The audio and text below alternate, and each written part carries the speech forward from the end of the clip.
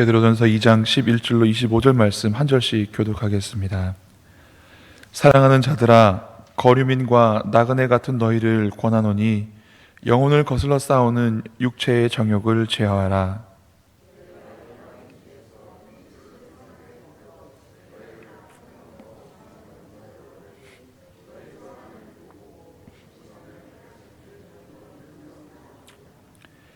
인간의 모든 제도를 주를 위하여 순종하되 혹은 위에 있는 왕이나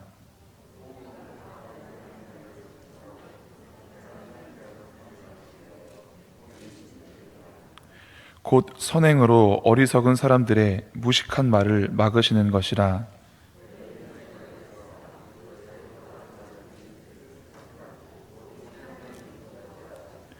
묻 사람을 공경하며 형제를 사랑하며 하나님을 두려워하며 왕을 존대하라.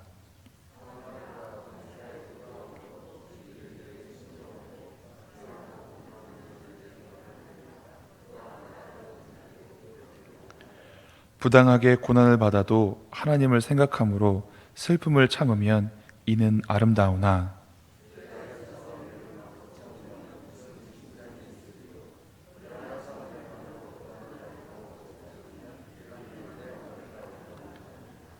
이를 위하여 너희가 부르심을 받았으니 그리스도도 너희를 위하여 고난을 받으사 너희에게 본을 끼쳐 그 자취를 따라오게 하려 하셨느니라.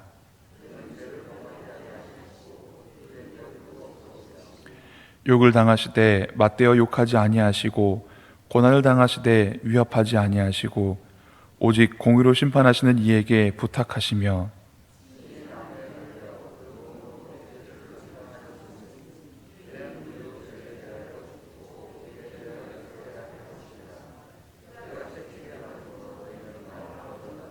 함께 봉독하겠습니다. 너희가 전에는 양과 같이 길을 잃었더니 이제는 너희 영혼의 목자와 감독 되신 이에게 돌아왔느니라. 아멘. 오늘도 이 새벽에 하나님 전에 나오신 우리 성도님들에게, 그리고 각 가정에서 영상을 통해서 예배를 드리시는 우리 성도님들에게 하나님께서 은혜 베풀어 주시기를 간절히 바랍니다. 오늘 본문 말씀에 보면 베드로 사도는 우리 기독교인들에 대해서 뭐라고 말씀하시느냐, 이 11절 말씀에 사랑하는 자들아 거류민과 나그네 같은 너희를 권하노니 라고 말씀하고 있습니다. 왜 우리를 거류민과 나그네 같은 자라고 하느냐? 그 이유는 아주 간단합니다. 우리의 본향은 이 땅에 있지 아니하고 하나님 나라에 있기 때문에 그렇습니다. 여기가 우리의 살 곳이 아니고 여기에 우리가 완전히 거주하는 것이 아니라 우리가 정말로 거주해야 될 곳은 하나님 나라이고 우리의 신분과 우리의 소속은 하나님 나라에 속해 있음을 알게 하기 위함이었습니다. 하나님 나라에 속한 자들이 이 땅을 살아갈 때는 어떻게 살아가야 될까요? 오늘 말씀에는 하나님 나라에 속한 자들이 이 땅에서 살아가야 될 때 참고 살아가야 한다고, 선을 행하면서 살아가야 한다고, 하나님 영광을 위해서 살아가야 한다고 말씀하고 있습니다. 그리고 이것을 다른 말로 표현하면 이 땅에서의 육신에 대해서, 죄에 대해서는 죽고 의에 대해서는 살아야 한다는 말씀으로 정리하고 있는 것을 볼 수 있습니다. 태초에 사람이 범죄하였을 때 사람들은 자기의 부끄러움이 드러나자 나뭇잎으로 자기의 부끄러움을 가렸습니다. 그런데 하나님께서는 그 사람의 부끄러움을 가리기 위해서 짐승을 대신하여 가죽으로 옷을 만들어서 입혀주셨던 것을 우리는 알 수 있습니다. 나뭇잎을 따는 것, 그래서 자기의 부끄러움을 가리는 것이 온전하지 않았는데 하나님께서는 짐승을 잡아서 피를 흘리는 제물을 대신하여 사람의 부끄러움을 가려주셨습니다.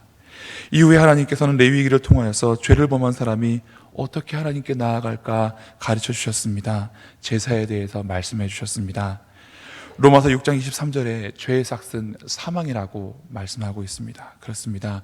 사람이 죄를 지으면 그 죄를 갚는 방법은 그 죄의 대소와 관련 없이 혹은 경중과는 관련 없이 모두 다 죽게 될 뿐인데 그것을 살게 할 수 있게 하신 것이 제사에 대한 규례였습니다. 하나님께서는 그 죄인을 살리기 위해서 회개하는 자에게 제물을 대신하여 드릴 수 있는 제사를 허락하셨습니다. 죄가 있는 사람은 하느님 앞에 나아갈 때 자신의 죄를 대속할 수 있는 대속물, 곧 제물을 가지고 갑니다. 그 짐승의 머리에 손을 얹고 자기의 죄를 전가시킵니다.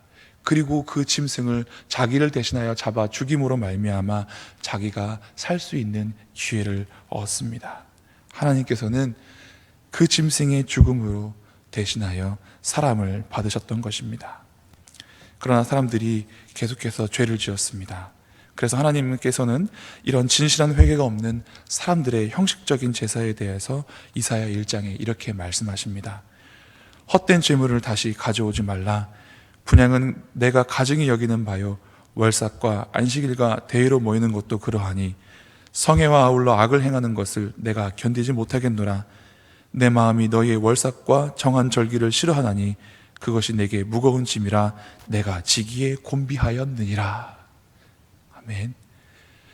하나님께서 말씀하십니다. 너희가 성회와 더불어, 즉 하나님 앞에 나와서 드리는 제사와 더불어 악을 행하는 것을 내가 견디지 못하겠노라. 사람들은 죄를 범하면 죽을 것을 알고 용서를 받으려고 하나님 앞에 나와서 제사를 드리는데, 거기에서 그치는 것이 하나님께서 기뻐하시는 것이 아니라 사실은 그것과 더불어 악을 멀리하고 의에 대해서 살아야 될 것을 하나님께서 더 기뻐하시는 것. 이 제사의 본래의 의미, 예배의 본래의 의미는 우리로 하여금 옛 사람을 벗어버리고 새 사람을 입어야 하는 그러한 본래의 의미가 있다라는 것을 하나님께서 말씀하시는 것입니다. 예배를 드리면서 여전히 죄 가운데 있다면 우리는 이 예배가 하나님께서 받으시기에 부족하고 온전치 못하다는 것을 깨달아야 합니다. 우리의 드리는 예배는 하나님 앞에 온전한 예배를 드리는 동시에 죄에서 멀어지고 의에 대해서 살아가는 것, 거룩한 삶을 사는 것까지가 온전한 예배인 것입니다. 내 마음에 부담이 있고 내 마음에 찔림이 있어서 하나님 앞에 나가서 회개를 하는 것, 고백을 하는 것, 거기에서 끝나는 것이 아니라 이제 거기서 돌이켜 서서 하나님 앞에 거룩한 삶을 살아드리는 것까지가 온전한 예배이다라는 말씀입니다. 그런데 사람들은 자기 죄를 깨닫고 용서해 주십시오까지는 하지만 거룩한 삶을 살아가려고 하는 데는 많은 노력이 부족합니다. 그래서 하나님께서 이것을 미워한다라고 말씀하신 것입니다. 하나님께서 정말로 예배를 미워하시는 것이 아니라 이 예배까지만 드리고 죄에 대해서 회개하고 자복하는 것에서만 멈추고 거룩한 삶을 살려고 노력하지 않는 것, 그것을 미워하시는 것이라고 하나님은 말씀하시는 것입니다. 하나님께서 기뻐하시는 것은 죄의 회개에 따른 선한 삶을 사는 것이었습니다. 그러나 사람들은 계속해서 범죄하였습니다.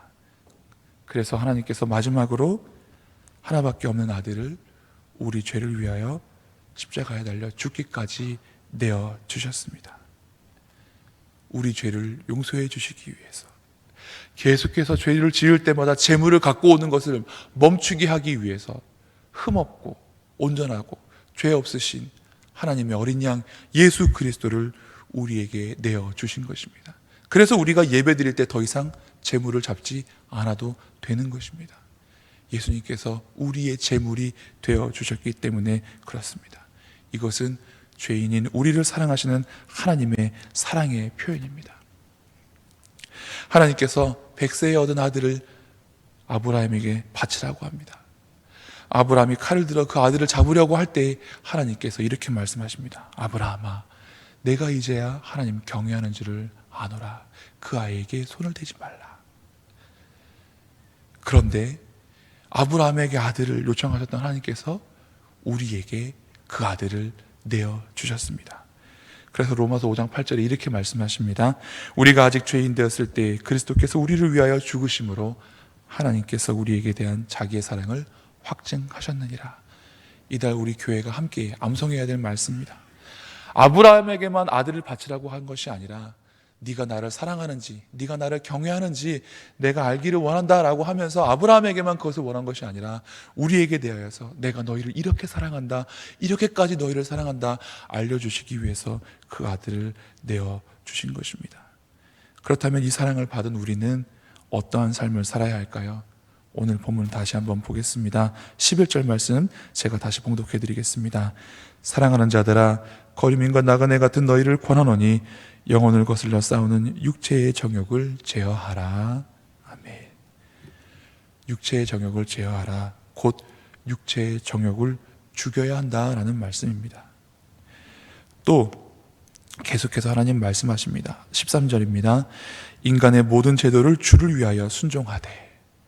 이때 당시 그리스도인들은 로마에 대해서 박해를 받고 있었습니다. 탄압을 받고 있었습니다. 그럼에도 불구하고 베드로는 그래도 우리는 순종해야 합니다. 인간의 제도에 대해서 순종해야 됩니다 라고 말합니다. 그리고 15절에 곧 선행으로 어리석은 사람들의 무식한 말을 막아야 한다라고 말씀해 주고 계십니다. 이것이 우리에게 자유가 없어서가 아니라 16절 말씀에는 우리에게 자유가 있지만 그 자유로 악을 가리는 데 쓰지 말고 하나님의 종과 같이 되라고 말씀하십니다. 그리고 17절에 이어서 말씀하시기를 사람을 공경하며 형제를 사랑하며 하나님을 두려워하는 것. 이것이 하나님의 사랑을 입은 사람들, 십자가의 대속에 구원을 받은 사람들의 삶인 것입니다.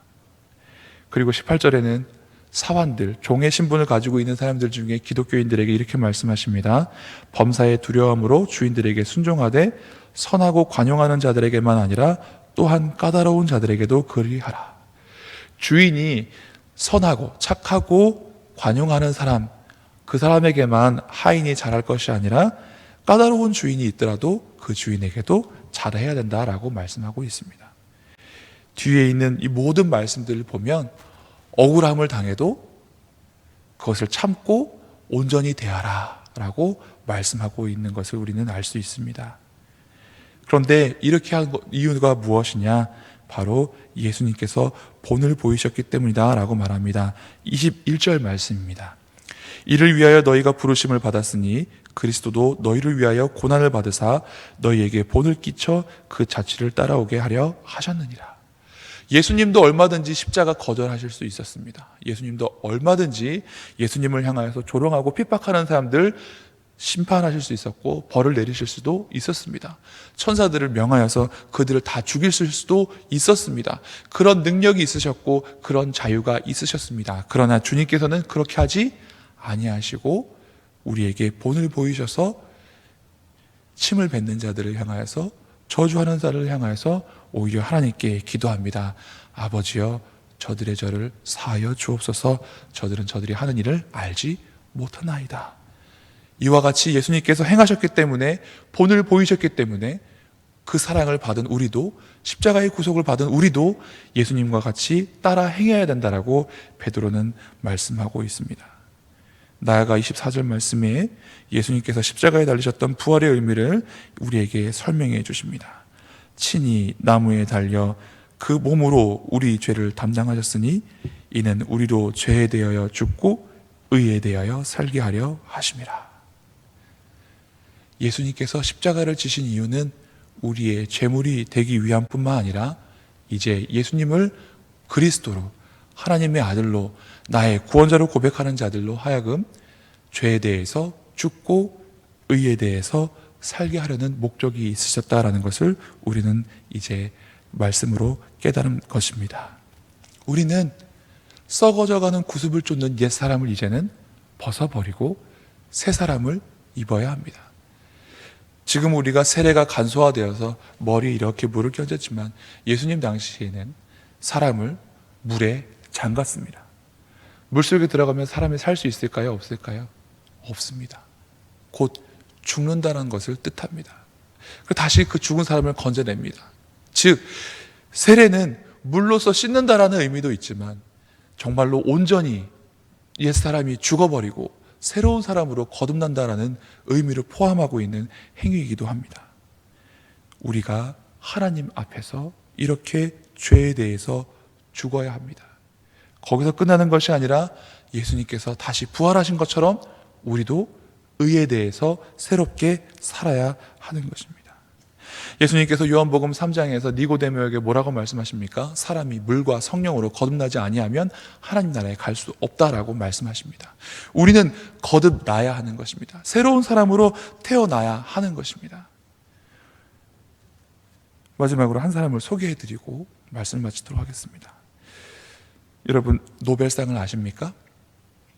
스웨덴의 알프레드 노벨이라는 사람이 유언으로 인류의 복지에 공헌한 사람이나 단체에게 수여해 주기를 바라는 마음으로 이 상을 제정했습니다. 문학, 화학, 물리학, 생리학 또는 의학, 평화, 경제학 6개 부분의 시상을 매년마다 하고 있습니다. 다 아시는 이름이 상일 것입니다.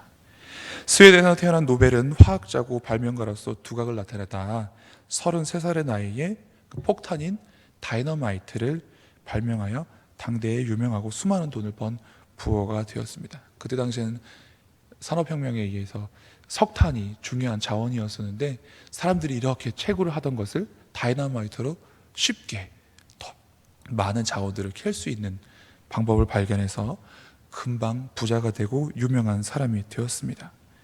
그런데 그로부터 30여 년이 지난 어느 날 아침, 그가 평소처럼 아침에 신문을 펴보았다가 깜짝 놀랍니다. 왜냐하면 이렇게 부고가 떴기 때문에 그렇습니다. 다이너마이트의 왕 죽다, 죽음의 사업가, 파괴의 발명가 죽다 라는 자신의 부고를 알리는 기사였습니다. 비록 자신의 형제의 죽음을 잘못 안 기자가 실수로 낸 부고였지만 노벨은 이 부고 기사를 보고 깜짝 놀랐습니다. 내가 죽고 나면 사람들이 나를 이렇게 부르는 건가? 파괴의 왕, 죽음의 사업가?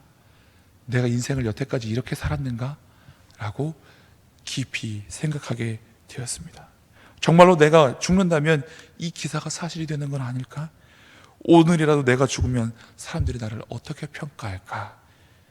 그는 자신의 부고가 실린 신문을 찢어버리면서 새로운 삶을 다짐하게 살겠다고 결심합니다. 그리고 그렇게 결심하고 살아가던 그는 하나님을 알게 되었습니다. 그리고는 하나님과 사람들을 위해서 자신의 모든 재산을 쓰기로 결심했습니다. 그래서 이렇게 노벨상이 시작된 것입니다. 많은 기사나 많은 글들에는 노벨이 이 신문 기사를 보고만 그렇게 자기의 삶이 바뀌었다라고 나와 있지만 실상은 그렇지 않습니다. 그가 하나님을 만난 이후에 온전히 자기의 모든 재물을 이렇게 사람들을 위해서, 세상을 위해서 내놓을 수 있도록 결단한 것을 우리는 알아야 합니다. 한 사람이 영적으로 거듭나면, 한 사람이 옛사람에 대해서 죽고 새로운 사람을 입으면, 한 사람이 죄에 대해서 죽고 의에 대해서 살면 이처럼 유익한 일이 일어납니다. 한 사람에게서만 끝나는 것이 아니라 하나님의 나라와 하나님의 뜻이 이 땅에서 이루어지고 확장되는 것입니다. 오늘 이 말씀을 함께 나눈 우리도 죄에 대해서 죽고 의에 대해서 살 수 있기를 바랍니다. 썩어져가는 옛사람을 벗어버리시고 의와 진리와 거룩함을 새 사람을 입으실 수 있기를 간절히 바랍니다. 오늘 저와 여러분으로 말미암아 이 땅에 하나님 나라가 이루어지고 하나님의 뜻이 이루어지고 하나님의 나라가 점점 더 커지는 그런 아름다운 복된 하루, 복된 삶 되시기를 간절히 바랍니다. 기도하겠습니다.